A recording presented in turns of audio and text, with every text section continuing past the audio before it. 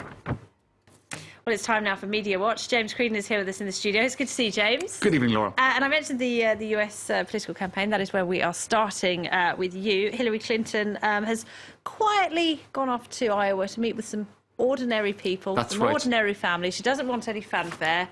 She just wants to listen to what people want. She's not a former First Lady. No. She's not a member of the US political elite. She's an ordinary woman. Former US Secretary of State. Who has humbly announced her candidacy on Twitter and social media like an everyday Joe or Joan or Joess soap.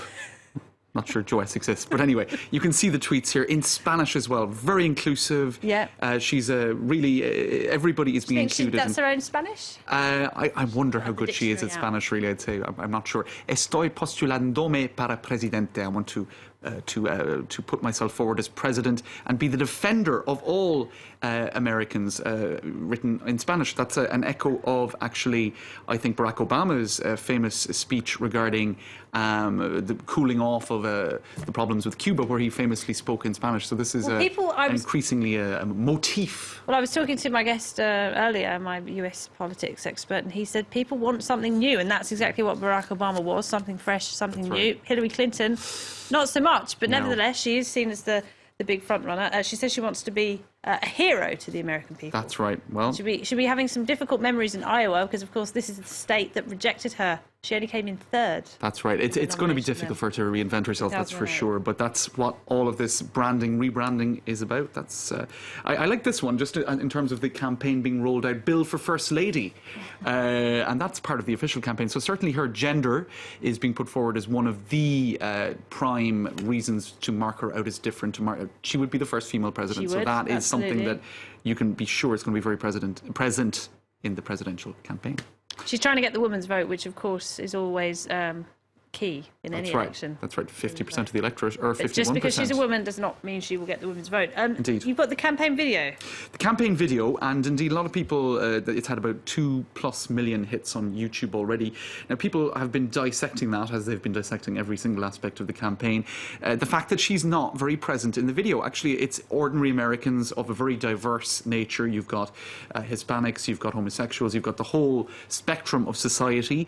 But Hillary only appears at the end. Now, some people saying that this is ingenious, Fox.com saying that this is surprisingly bold, fascinating filmmaking, that normally for a campaign rollout like that, it is the campaign, the candidate, him or herself, front and centre the whole way through. Others saying, actually, the people in her video, this isn't her just being humble and putting herself in the background of it all. They're all representing her in some way, shape or form. This is, of course, the... Got a clip for us? I'll show you, actually, the YouTube video itself. What you can see, the way it starts is you have... And they're all saying what they love about Hillary? Americans of various colour, creed and age, etc. And they all feature in that video. And really, I'll fast forward it, actually, because it's only at the very end that Ms. Clinton herself appears. There she is. So this is when she says she wants to be the hero. That's right. So certainly she is downplaying the sort of being front and centre aspect. Because she must avoid being seen as the anointed one. That's right. That is the challenge here. People do not like it to be a done deal. And guess what? Some are even some are saying the logo, in all of its simplicity, even though it's been getting a lot of criticism, is part of that idea. I'll show you what some have been saying here. Savvy first move by Hillary. The biggest knock on her is she's too elitist, says Aaron Levy on Twitter. So she's like, boom, let's make the campaign logo in MS Paint. Now, should we show people the actual logo? The logo is Hillary for America, and then there's an arrow pointing, as some have said, or as some have pointed She's dropped the Roger in her. But what direction is the arrow pointing in, Laura? To the right. Well, there you go. Is that appropriate for a Democratic candidate? Well, it's also going forward, isn't it? The other way would be going backwards. This is true. Sure. I suppose they were like, it could point left, but that would be backward.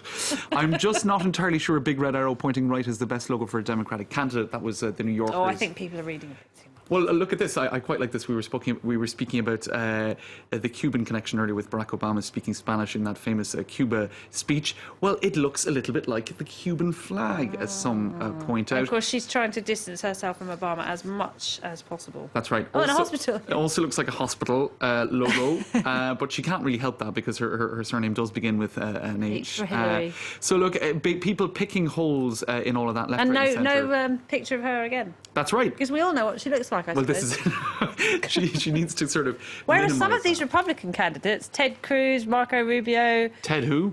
Ted Cruz, Ted Texas who? senator. Well, that's the point. They're less known. You can't visualise them, can you? That's right. We haven't been First Lady for 8 years, I guess. Some point out, if you rotate the Clinton logo 180 degrees, it does, in fact, point to the left. So this. You're really hanging on this arrow, aren't you? Well, look, people have been overanalyzing this. That's for sure. Laurent Fabius is a fan. That's right. As French foreign minister. As is Manuel Valls. Yeah. As is the health minister. They're hedging their bets, aren't they? Well, she's gonna win. they've all been tweeting in English today. Look at this, Manuel Valls, the Prime Minister. Good luck. For a little bit further down, Nicolas Sarkozy. Good luck. I know how strong your passion is for the United States.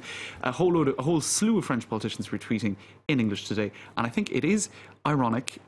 Is it a complete coincidence that Nicolas Sarkozy posted a video of himself running? Was that running? This was for the marathon. He was expressing his support. It's for like he those slowed running. down a bit since 2007. That's right, when he was running throughout that campaign again. I'll just keep replaying that while we can. Okay, so there he is. He will, of course, be hoping to run for president as well in 2017. So I wonder, was that all part of the subliminal message? You're seeing a lot of subliminal messages everywhere today, James, in your political coverage. Brilliant. Perhaps James Creedon, overanalyzing. as always, thank you very much indeed. Thanks, Ryan.